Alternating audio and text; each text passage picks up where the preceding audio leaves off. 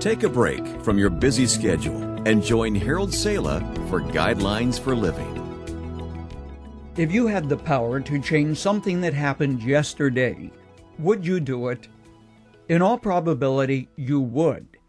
Yet you can no more change what took place yesterday than you can turn back the sun as it races across the sky or reverse the flow of sand through the hourglass of time.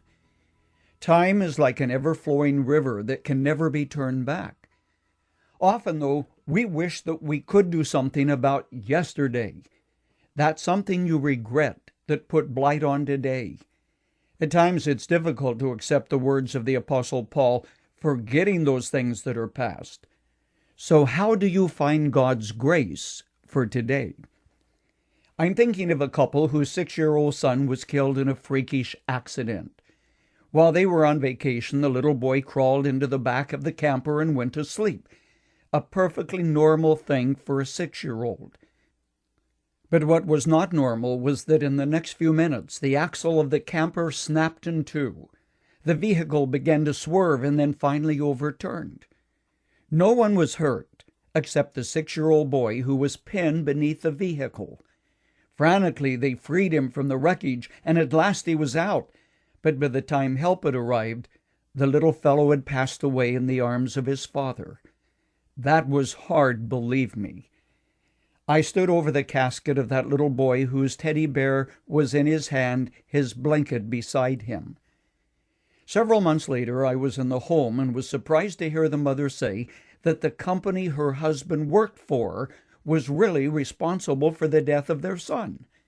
How is that, I asked.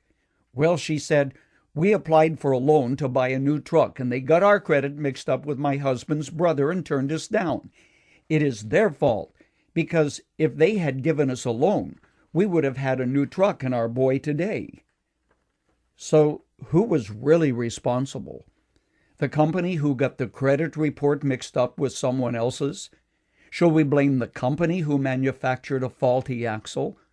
Or shall we blame God, saying He could have prevented it? Shall we blame the father who almost stopped for the night a short distance before the accident took place? What would you have told them? Suggest they face the tragedy with stoic firmness? We become bitter when we blame ourselves or others. There are times when you can only turn to God to find His grace and strength and then strive to live one day at a time.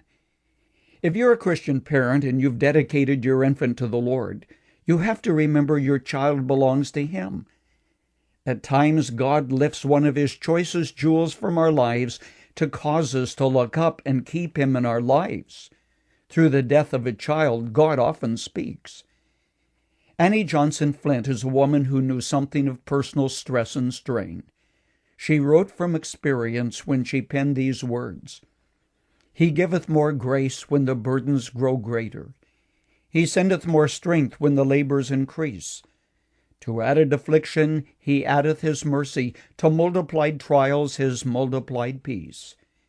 His love has no limit, His grace has no measure, His power no boundary known unto men. For out of His infinite riches in Jesus, He giveth and giveth and giveth again.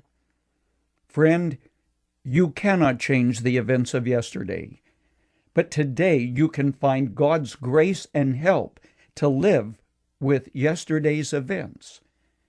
God is not the God of yesterday, but the God of yesterday, today, and forever, and He will meet you today as you trust Him. You've just heard Dr. Harold Sala with Guidelines for Living. If you'd like to listen to the program again, download a copy, subscribe to our devotional, or view other resources, visit guidelines.org. We would like to hear from you too. You can email us at info@guidelines.org. Thanks for listening, and we invite you to join us again for the next edition of Guidelines.